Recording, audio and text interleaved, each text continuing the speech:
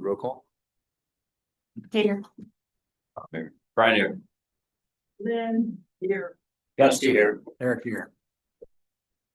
And Earl's here. Everybody can stand for the pledge of allegiance.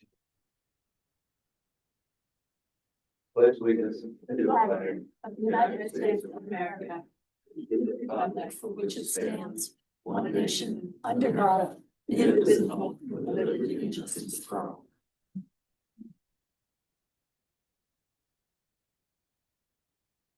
Okay, next item on the agenda is approval of the consent agenda. Do we have a motion? I'll make a motion to approve the consent agenda as presented. Do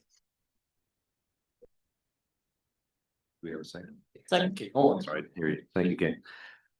Okay, motion by Gusty, second by Kate. All in favor? Aye. Opposed?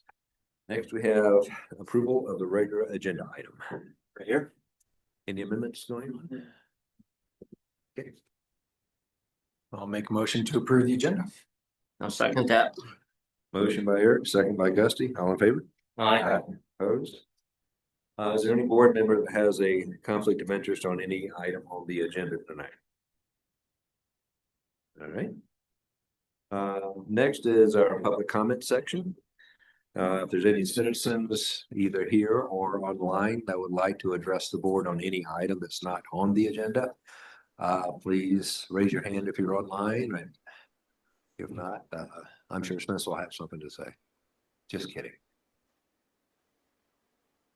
Anybody up there, Sandy? No one online. All right. Okay, next we go to council and committee reports. Tom? Nothing. Okay, well, it's January of an election year for midterm. And they, so if anyone is interested in running for council in any manner, you may go into the town offices and talk to Jay, and he will fill you in on the process of becoming a ballot issue candidate. And also we have the Christmas tree bonfire Friday at Little Beach Park. And that's it. Okay. Moving on, we have staff reports. Wow. The last meeting, we had a discussion about concerns for the residents at Molloy Park and what's going to happen there. Is there any direction from council? I reached out to the superintendent, Phil. I talked to him. There was no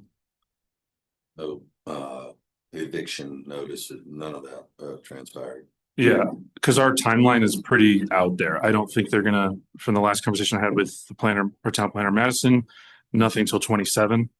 So if there's no questions or directive for the superintendent this time, I'll just tell him we're good. Oh, go ahead. Okay. On the water treatment plant, we held a meeting earlier today with CDPHE about an emerging contaminants grant. We don't meet the eligibility for that. However, our grants writer, Deborah Figueroa, with our consultant strategies DC, is going to set up a meeting with 2 other groups she thinks may be able to offer us something. And she also set up a meeting next week with DOLA, and we may be looking at going for an EIF grant to supplement. So we'll see what comes of that. I had a question. I didn't get my thing to work until about halfway through, so I didn't hear the beginning part of it. We're still talking about getting the water for Eagle River water diversion for that. And we're building the building big enough, to have the secondary, like to pre-treat it. They did say at the end that something would cover the pre-treatment, they can have a grant for that.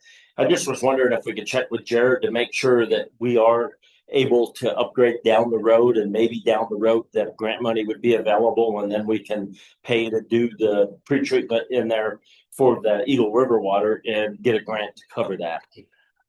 Based on the conversations that I've had with Jared, we would probably need an expansion of the plant to fully accommodate treating Eagle River water in the future. But I think it was a good conversation that we had today with CDPHE to understand the emerging contaminants with PFAS and manganese, which we know is in the Eagle River. And I think there are small amounts in Cross Creek water. So I think we need to stay in tune with that because there may be opportunities for funding for So that. that was the last part I got in and I just. Yeah. Kind of clicked, like, you know, if we do get down the road able to do that, and if there's money available, maybe that's something we can tap into. And if we, when and if we had to build, a treatment plant, baggage treatment plant, would, we have to build a second building, or would this building be large enough to accommodate that? It may be an addition or secondary. I think it would just depend on what's the most cost effective for us. It could be either or. What was I gonna say? Can you give us a timeline on the? They did talk to us about our SRF application, which was submitted on Monday, and they told us that the committee will meet in March to review it. And if approved, our funding would probably be available at the end of May or June, should we choose to go with that option. One of the things that's important to understand is if we do go for an EIF or other grants that we wouldn't know if we're awarded until after March, that we may have to look at going in another SRF round or with private financing, because SRF wants to know all your funding sources prior to award. So just a caveat if that comes up later. Oh, and then I did talk with John Volk several weeks ago. We will start testing our water for PFAS in a few weeks, and just to get an understanding of what is or is not in the water. And we have to report that to the state by summer. Any questions on the report? Not PFAS, what is that? I know Earl mentioned something about like ski wax. Is that kind of where it mainly comes from? PFAS are these chemicals that are used often in plastics and things like Teflon to make things nonstick. Sometimes they're on a lot of consumer items. They're still on dental floss, a lot of things. It's in your body right now. I've looked at the federal government testing on PFAS in our area. And, we're one of the cleanest places in the whole country with respect to plastic contamination, if we're talking about Cross Creek. Yeah, we probably, I mean, we'll know in a few weeks kind of what we may be looking at, but I know towns in our region have found them in their water supply. I know Frisco is one of them, and they're working on efforts to mitigate. Cross Creek is kind of special, and there's just not much above there in that watershed. Yeah. It's down, so it's unusual. But I know the federal government has done testing of it in the past, and we came out squeaky clean. Yeah, but you know what?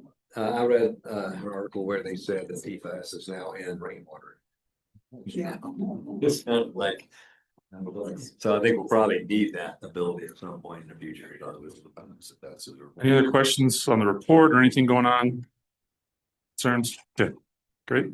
Okay. That's it. I'm liking your reports and really getting good. Thank you. I mean, Mike does a lot of work at Public Works of tracking, submitting a weekly report and the photos, and I think it's good just to see what's going on. I mean, it helps me because it's like I can't be out there seeing what they're doing every day, so it's good. Cool. Next we have report from the clerk. Oh, I guess I stole your thunder a little bit there. If you want to go ahead and go through.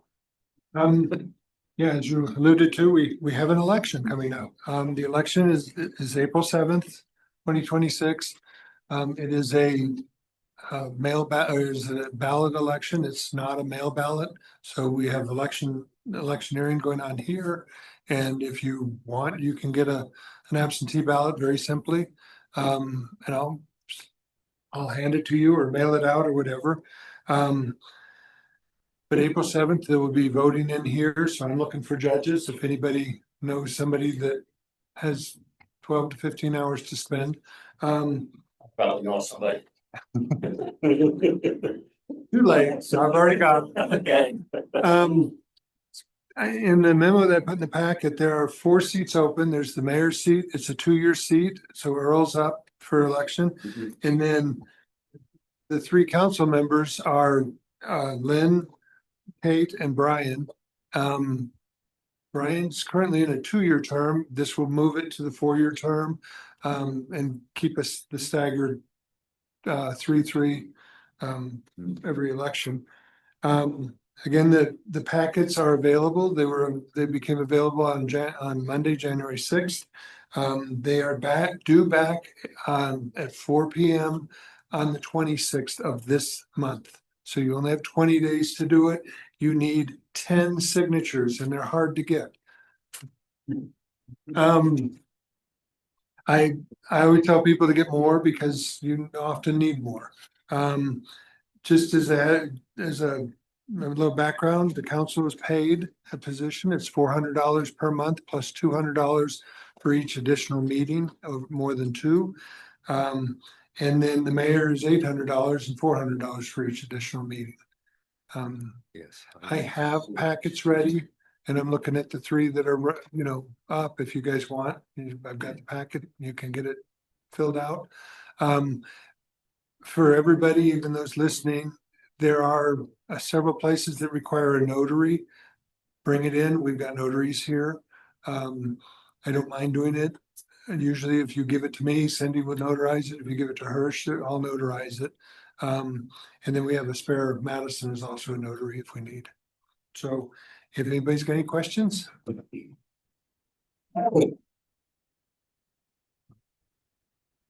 We're moving on. No special presentations tonight. So I had a question. I didn't realize we were done with the manager's report. Okay. And I had a question go ahead. about the Highlands project. Are we going to have some kind of public meeting on that, this month? I was planning for a discussion at the next meeting. Discussion item. Yeah, Yeah. that's next meeting. We'll probably want to change our future agenda items a little bit, then it's not on there. Oh, okay. That's on me. Sorry about that. No problem. Okay, we'll get back to that when we're almost ready to adjourn. Okay, so anyway, on to business items. The first item is resolution number 1, series 2026. Resolution designating the town of Minturn public posting places. This is an annual resolution that we do every year.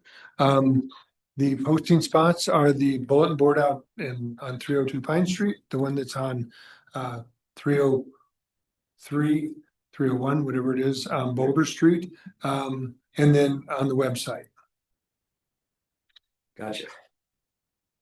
Okay, no questions? Do we have a motion to approve? I'll make a motion to approve resolution number 1, series 2026. A resolution designating 2 public places within the town of Minturn and the town website for the posting of public notices and notice for public meetings of Minturn Town Council, Planning Commission, and other boards, commissions, and authorities of the town of Minturn. Second. Motion by Gusty, second by Tom. All in favor? Aye. Opposed? Okay, next we have going to resolution number 2, series 2026, resolution approving a contract for an impact fee study. This is something we talked about over the last year, is having a firm conduct an impact fee study. This proposal was a really strong one. It's with BBC Research and Consulting plus FCS. FCS focuses mostly on water, and so they brought them in kind of as a sub, which I thought was great. And then it would be billed separately because that would be enterprise funded work. As far as taking a look at where the fees are now, where we need to be when this treatment plan is completed based on those cost estimations, things like that. And then it can look at impact fees for transportation, parks and rec, anything like that. But this would be the start of that process. Would this include, fire department? No, that would be done separately by Eagle River Fire. As a special district, they can assess their own impact fees now under state law. So, yeah, I'm used Well, to. this isn't assessment, this is just analysis of it. I don't know that, the fire district has any, I know they've talked about that, we're not paying any impact fees now. And we're not charging these are fees for future developers, correct? And they don't pay anything, despite additional fire expense. And in some communities, they have done these studies. So I'm thinking that this might be, something we might want to include. Yeah, Jay. We do have an impact fee that we collect for the fire district. On each lot, it did not already include a water tap. So if you subdivide your lot, you would have to pay this impact fee. And it is set by the district, the fire district, and we collect it for them and send it to them. So does that include new development? All of it. So So essentially, Minturn North had 6 existing taps, but they've got 38 units or whatever it is. So in that case, 32 of them are paying this impact fee. okay. And it's runs about $2,000. Let me talk to them about that and see what. The state law was modified 2 or 3 years ago, and it allows special districts to take that fee directly. It doesn't have to travel through the city or county anymore, which is kind of nice as far as the work. So this is impact fee just for water and transportation, which we've never had before. Yeah, it could be water, transportation, parks, and like public works. So if you build a new home, we could assess an impact fee for road maintenance and whatever. We can use those funds for equipment replacement, things of that nature. But, and again, this is just for, I'm thinking how much new development we have that would be covered by this. And I guess would this include the school district, or they're already, that wouldn't include that, so and it's possible that Battle, who knows when and if they ever develop. And so the new building beyond that, I don't think this Midtown is already. I'm just thinking how much new development are we talking about? Probably what, 100 units? Remember, $58,000 seems like a lot of money. I would say I don't have an answer for, I mean, we know kind of what's entitled. How this fee would apply, it depends on adoption, and if it depends on the land entitlement process of each development. But I guess to this question, if I could turn back time, I would wish that this town would have looked at this many years ago. And so I wouldn't want to keep waiting for what may or may not happen. Because like one of the things we're looking at this year is trying to get a new, Class 8 dump truck, and that's $250,000, and that's an immense expense for the town. I don't doubt that having impact fees for these things is a good thing. I'm just thinking there's not that much more future development to apply that to. Well, it depends a lot on, the completion of the water treatment plan and then regulatory changes in the land development code. If people, even over time, subdivide a lot and add a home, I mean, that could generate an impact fee. So the number, I can't give it to you, but it could be significant over time.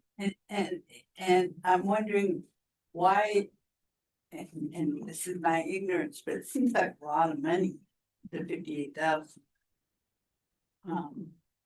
For just a study where there are no grants or anything we can get to help us with this. Well, this kind of study is.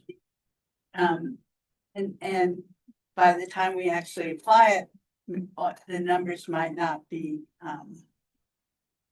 will be stale, I would think.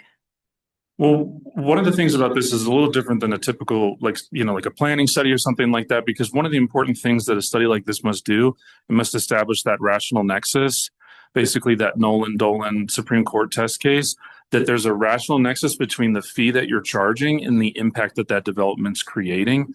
And so you can't really adopt impact fees without having a really solid study saying, hey, these are the anticipated costs that the development would have on our specific town, and this is how much we can assess for an impact fees for. So it's kind of a pretty big lift. It's not like a fluffy document. It's like, look, this is what we could justify based on your forecasted needs. So if you want to pursue this path, it's $58,000, but you're talking about a pretty big lift, and they would carry us through the whole process, including to an ordinance adoption and the public hearings and a hearing with Planning Commission. So they're not just going to give you a piece of paper. They're going to try to carry you through from beginning to end.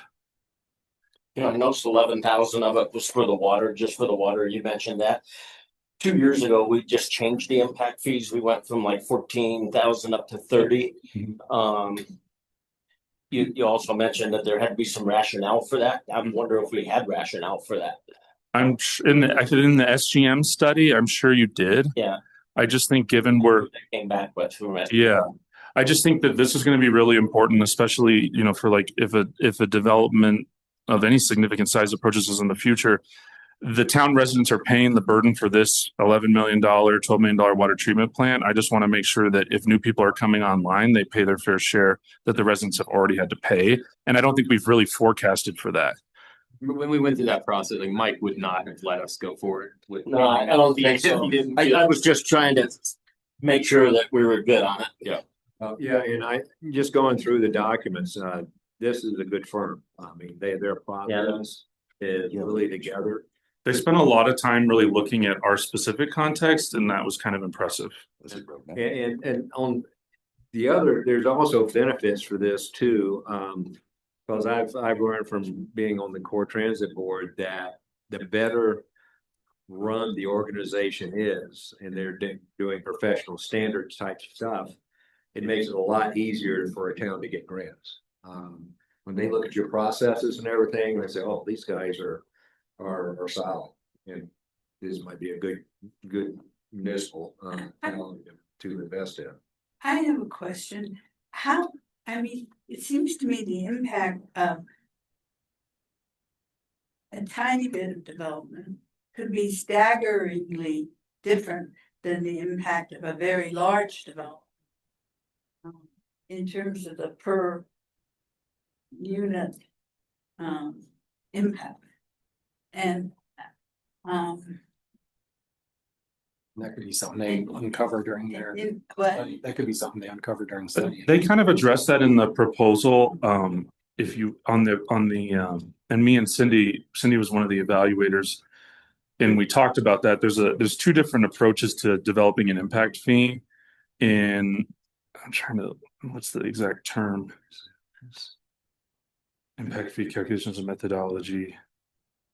And what we were hoping for is kind of a hybrid approach of where you look at, I can't remember the term. I don't know if Cindy remembers that off the top of her head. But one of the things you usually do with impact fees is you assess them based on not only an individual residential unit at a certain size, but then when you talk about commercial, it's usually based on a per square footage calculation. So it is rational to the size of the project itself. And usually they're assessed at a building permit. And then they're based, so like commercial, it's usually based on a square footage. But a good example of that is once you use up the capacity of the water treatment plant, go beyond that, everything the impact is hugely more if you have to. Or if you have to start using Eagle River water. When you cross that line, you get into a whole different ballgame. Yeah, one of the things I was hoping that would come out of this is it kind of pushes us to get a little bit farther as far as a full town CIP, as far as looking at, this is what we have today, this is what we need to replace in X years, because we're going to need that kind of information to provide for this. Where was I going with this? And one of the things I was hoping is that they kind of give us some of these ways to forecast, so we can kind of do this work on our own and go, hey, we've made this change and we want to calculate that into this. It's just something we don't have a framework for today. Does this not apply to Battle? It's not as though they're water on the bridge just yet, correct? Yeah, it would if it's 240 units. So yeah, I guess where I'm going with this, all these questions are reinforcing the need for this. Yes. Yeah, one of the concerns. Had to impact people for bad. Is that clear? I don't really want to get into the specific legality of when it applies and when it doesn't, because I'm not an attorney, and I think there's a lot of specifics about how each project is entitled. Their own metro district.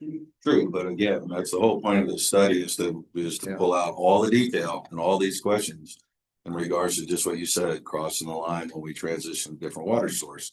Well, legalities, this is the whole point. So I understand the cost analysis for paying for the study, but as Rob pointed out earlier, do we just want to keep making the same mistake or at least get our ducks in a row? Yeah, Oh, go ahead. Sorry. Will. Their process is they're gonna, right off the bat, the initiation project, part of it is they're gonna meet with staff and go through all their processes, where they get all of that data. Then they're gonna meet with, council, and after that, they'll meet with planning and zoning. So they will have an in-depth understanding of how our government works. And that's the logical time to be asking these kind of questions is when we're meeting with them. On the calendar, which will happen in January. Was it this month? It's this month. Yeah. One of the things too to understand about the Battle North and the school district property is in that annexation agreement, we agreed that we would take that road. And that's a huge obligation. And I think if we have the math done as far as how we assess a transportation impact fee beforehand, I think that's going to be really helpful to us because I don't feel that the existing residents of the town should have to worry about paying for any upgrades to that road. So you're touching on why I'm 100% in favor of this and why we should go. I think we should move forward. Is long term, we've kind of had this track record of a town, or like a developer comes in or somebody comes in and say, oh, we don't want to take on more roads, or oh, we don't want to be in charge of the parks. But what that does then is create metro districts and HOAs and POAs within the town. And I feel very strongly that Minturn is Minturn because of a mostly a lack of those types of organizations that aren't governments within governments dividing the community. So if we kind of have our fees set up correctly and know what these impacts are of developments, big, the small, the medium, we can feel confident in taking on that infrastructure and not having these developments ask or feel like they're obligated to create these metro districts and HOAs. We can say, we'll take these on, build the road, we'll take it on as a town and maintain it. So that's why I'm for it. Mm-hmm. And having a rational nexus developed for every bit impact fee makes it a solid ground from which we can charge those fees. And they can't, legal challenge probably wouldn't be successful. Now will this firm show what, like for 5 years down the road, forecasts what our rates would have to be then? I mean, we have to look out that distance and figure out what are our obligations. And I think one of the things that we'd have talk with FCS about water is not only the treatment plant, but the tank number 2. Like we have to figure out, are we replacing that tank? Are we supplementing that tank? And that's going to cost us anywhere between $1 and $3 million. So that's one of those things I would have in that assessment. Yeah, and there may be some bridge. And we need to look at our 2019 SGM capital plan and go, what was SGM saying we needed to replace and repair? And that goes into that calculation as well. Yep. I'm pretty excited. So I would say this next logical step to correcting the paths in regards to our can kicking of the water treatment plant. So we have all these milestones in place. We understand the upcoming costs and we understand what we need to drive to fund it. We don't know what we don't know. That's why we're bringing these folks on. yeah. Okay. Any further discussion? I guess I'll just say I'm skeptical about how active it can be. Given how small we are and how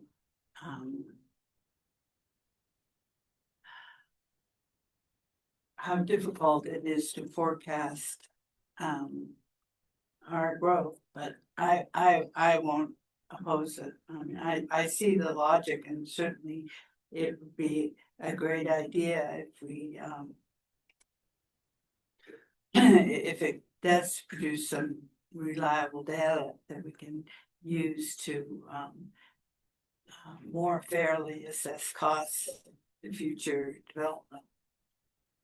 Yeah, well, I did ask Robin this morning about do you and Jay feel comfortable with the 2026 budget? And I think there was one small example he said, but it's not something to sweat on. But he said, yeah, it's the budget's going to work. So Jay spends a lot of time on this stuff. And my understanding is when you're looking at something like this, you and Jay sit down together and plug in numbers and that kind of stuff. And okay, we can work with that. And yes, we can. Okay, no, we can. And Do you have a comment on that? I'm actually pretty in favor of this. I agree with Lynn, it's gonna cost a little bit of money. But this is something that's gonna take us into the future. I mean, we've done a CIP study on this building. And now we know where the holes are, but we can't fill them. This is a good way, it's a very good tool to be able to use to move forward with. I think you'll get your $58,000 back in Yeah, the ROI is like a year or X two. potentially, you know, so that's a home run. If you're Yeah. thinking of it as a business. Plus, the bottom line is we might be small, but in the next 5 to 10 years, this town's gonna double in size, so. Let's get our facts straight. Some of us don't think that's true. And I think the ability to have development pay for itself is, Yeah. you know, a good deal. Yeah.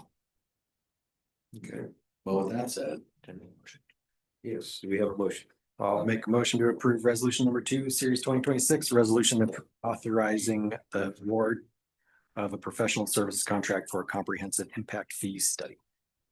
Okay. Okay. Oh, no. You can have it. Eric, second by Tom. No, Kate. I just burped. Tied. Sorry. It's fine. Okay, second by whoever. All in favor? I, Aye, opposed? Okay. Okay, next we have resolution number 3, series 2026. A resolution awarding a design build contract for the town hall. Let me provide a little bit of background about what has occurred and why we did it this way. One of the options when you're going into construction is you could do like a design build. You can have a just a solid bid where you list everything that you need done, and then they can provide proposals based on that. Given there's some unknowns here, and we don't have an architect on staff, and at the recommendation of our town engineer Jeff Spinell, I said, "Would you think we approach this as a design build?" And he said, "Yes." The point of a design build is it kind of lets you select a contractor and then work with that individual through the project. So they kind of give you, like a price that they bid, but that's can be flexible based on what we uncover as we kind of go down the project. We can make specific choices of, hey, we want to do this, with a bathroom remodel, or we don't want to do that and we want to do this. And so it enables you to have a lot more flexibility than a hard bid. So that's kind of why we went with a design build, because we don't have plans. We don't have a design professional on staff. And so that's kind of why we took this proposal. So when we had 3 proposals submitted, and the scoring was kind of based on the firm's experience and background, their cost proposal, their methodology, their team, and their references. They were scored by 3 independent evaluators, and we're recommending the highest scoring firm.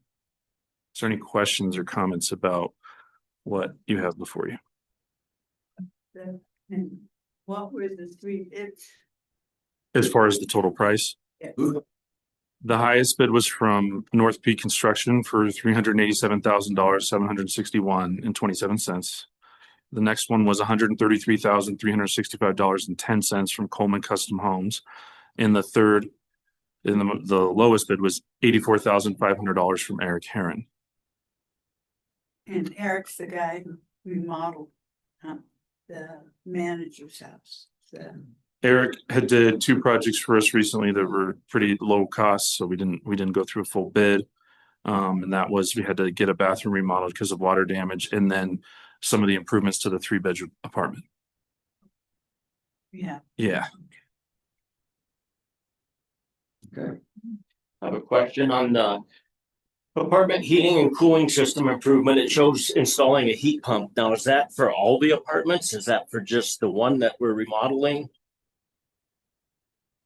It was just proposed in there, but I don't think that's an option that we're going to explore. One of the things that we were thinking about was the office space that hasn't been used when you come up the stairs to the right. We were thinking about kind of improving that space, and we thought about like maybe somebody could use it, but ultimately we're going to end up putting the sheriff's office in there because their office is in the 2-bedroom apartment. The one thing that we need to address, and that was kind of in the proposal, was just ventilation, but we're going to just try to. The 7,500 number? That's in the. Yeah. 75, The 77. RNH is. Yeah. Okay. Awesome. But we weren't really going to look they put that, and that's why it says additional building system improvements. It says heating and cooling, but it's just an option.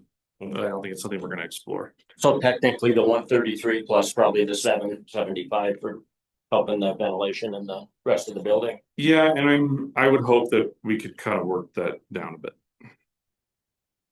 Um.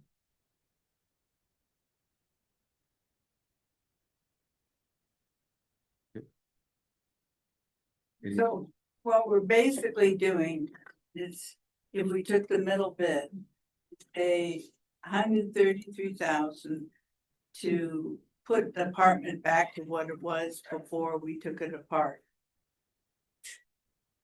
That's correct. Which is pretty frustrating, It is frustrating. very frustrating. So, and the main point of this is we'll have a employee apartment. And, to me, that is one of the best ways to secure retention for employees is to have a reasonable rent to pay, in these units. And, because there's nothing worse than you get a guy that's been working with you for 2 years and you get him finally really productive because he's trained in with the processes. Then he decides that, "Man, I can't afford to live around here anymore." And the cost to us to have to go through the whole retraining process is so much more than it should be. Yeah, it's really a shame we have to go through that process, because I do think that,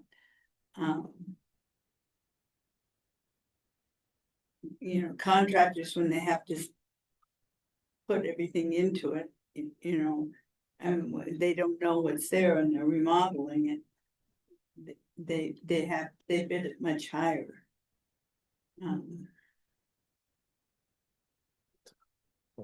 But Well- there's no question that another apartment would be useful. Yeah, Yeah, I can give a little bit of history on this one. This building was actually built so that that could have happened. It was supposed to take maybe $5,000. They weren't gonna take the bathrooms out. They weren't gonna take the kitchen out. They were just gonna put, segregate it a little bit differently. Instead, the town manager at the time wanted a full remodel of that unit. And it was about $40,000 to strip it down to offices. Now we've got to put it back to where it was. I mean, it was never something that the staff, this staff member or the staff at the time agreed with. It was designed when the building was built to do very simply. Everything's got its own, the jacks in the wall have the coaxial or whatever was needed. Everything was done right when we built the building. It was just torn down wrong. And now we've got to re-put it. We've never fully, we had great storage area in there. I mean, I actually asked Rob today, when is the construction going to take place? Because I need to find a place to put the auditors. So for about 2 or 3 weeks a year, we use that area for what it, for offices. But for the most part, the sheriff is in there maybe once a day. so I remember, this is about 5 years ago, that we were renting all apartments to employees, or people who did work with the town. But I guess housing is much more difficult now than it is to. The housing's tightened up quite a bit, and a number of those units, I believe it was Earl that said this, we would hire police officers and they would get units up, they would get a place up there. They would stay for 6 months, move to the sheriff's office, and then we would raise their rate because, they were the first responder now instead of an employee. I mean, there were times that we did have trouble renting the apartments. The 2-bedroom is actually the same size as the 1-bedroom. It's just laid out differently, square footage wise. And that's why the town manager chose the 2-bedroom to dissolve into an office. But it's never been fully utilized as an office. It's you know, And just, I got to go on a tour of it just before the meeting, and it's nice. You know, it's a nice deck. And they are nice. it's nice, but if there any way we could save money, like not, you know, using the existing carpet, it seemed like it was okay to me. But I'm just being a Scrooge here, but I'm just thinking it's so much money. It's, Yeah, Well, the takeaway- you pay a rent, it'll be discounted rent to make it a good deal for them, but over time, that's to produce the, you know, it'll pay off the cost. Well, but you know, Oh, if you look at what we're charging right now, with the 3-bedroom going to 1,300 a month, including utilities. You know, that doesn't even pay off the remodel cost to remodel. The money we put in to fix it up. Well, two things. This should be, again, another lesson on the long-term impacts of misguided decisions and failing to understand the long-term costs. Two, this is one of the few ways we can compete with the gorillas on each side of us in Avon and Vale, because we don't have a lot else in regards to pay. So housing, it would be a massive understatement to say that housing is an issue in this valley. I would say just from our experience of, you know, rehiring public works staff, it was quite difficult. It took several months. We interviewed probably over 40 people, even with housing in the listing as offered at the rates that we have. We have one staff member that's like on our wait list, and then I've got another that's saying, would there be options in the future? And so I said, you know, we're looking at that and we're going to try to be prepared for it. Question, could we, or you may have already done this, but can we reach out to Kim Bell Williams at Eagle Housing Authority to see if they can help with any costs or funding? For construction? I can't hear you there. Sorry. The question was if we can reach out to Kim Bell Williams at the Eagle Housing at the county, just to see if she can help with any kind of funding for construction or anything along those lines. I guess we could, I mean, we can always ask. I guess I would wonder why they would do that. It might be a lot from municipality to municipality as far as government entities. It'd have to be like an intergovernmental agreement, because Colorado law prohibits governments from giving each other money under certain qualified, but we can look into that. At least a phone call to her just to see if she's ideas. I think another benefit that we have with those apartments is that obviously 2 of them are rented and 2 of them are rented to staff. So one of them is a public works employee. So if something does go wrong in the town, we actually have somebody here right away. I mean, I've come over at 2 a.m. because nobody was here to That's a very good. let the firemen in. I mean, I don't know if you remember this, Earl, but we had a little trouble with our fire alarm for about 4 years. And I was getting calls almost weekly. If that person can also be kind of on call for emergencies, that would make.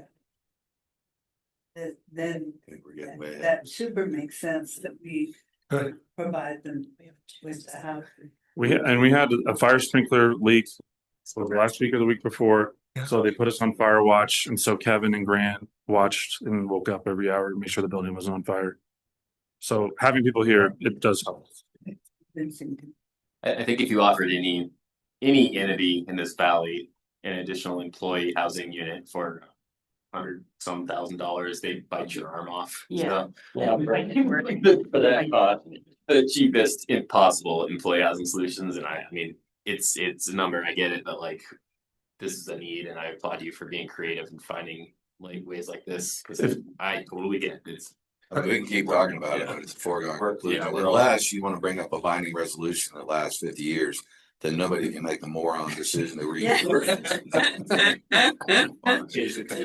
Otherwise, I recommend we just make a motion. Move on.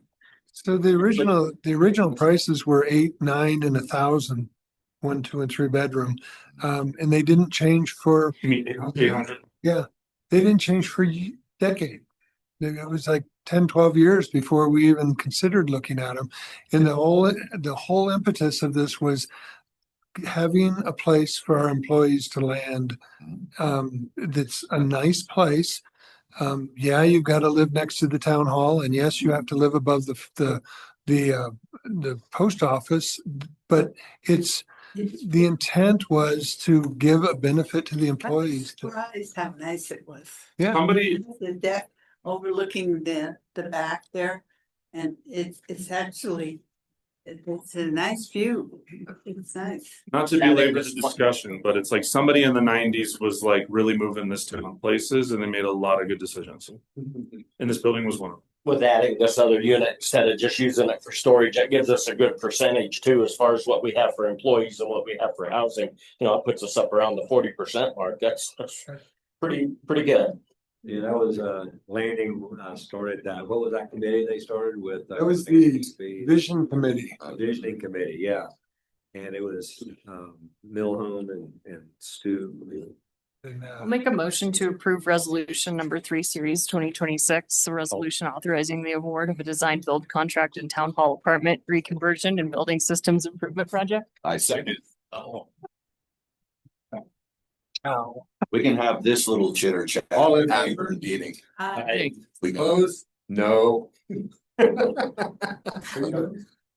You don't just want like the history of what goes on. Well, you can do There's history. 4 people on that committee, they not only got this building kicking off, but they also developed the Minturn Market and It's not over. Works building was Public built. Works. The fire station was built at the same time, and that's what got us into the fire district, is being able to have the firehouse here. Well, you get those names and we'll come up with a celebratory day this summer to acknowledge those people. They were killing it in the Market. nineties. Yeah. They were killing it. Yeah, well, we'll do it again. We only got killed one time by the water wars. Okay. So that's. Future agenda items. That's adding the item on January 21st. Correct? We're gonna talk about a discussion item on the Highlands, talk about everything that's occurred and why we are where we are. We're gonna have some discussion on selecting a bond counsel that we need, regardless of our choice of SRF or private. So that the recommendations from Mike Sawyer and Troy will be before you. We need a decision on that. And whatever else is on that list. We'll have a presentation. Yeah, and it'd be nice when Regional Housing Authority is finally pulling together as an organization. We're gonna, yep. And so it'd be good if when they're ready, they could come in and give us a presentation on what they can do. We're gonna be hearing back from them, I think, February. Okay. February. Took years to get to this point, and Avon's been spearheading it, and the county is, good partners on this, and they're looking for other municipalities that are interested in joining the authority. We just want to see what they have to offer and what's in our interest in management. My question is, you got WTP financing updated on February 4th. It's gonna be the 21st. Just some pieces of that, and then I think as far as a decision from you on like what we're doing, I think that's gonna come on that February. is he gonna have numbers on private financing by then too? Yeah, I mean, we if you need a copy of the Excels that he's been working on, just let me know. I'll send you an update. Yeah, I'd like to see that. Okay. Yeah. No problem. Yeah, he said he would have the answers back before that 21st for the private piece. Maybe we can get an RFP out to interested parties for building the water treatment plant. The sooner we do that, the sooner we'll know the costs. Make a motion to adjourn. Okay, we're adjourning again. I vote yay. All in favor, yay. This, I. You can adjourn. All right.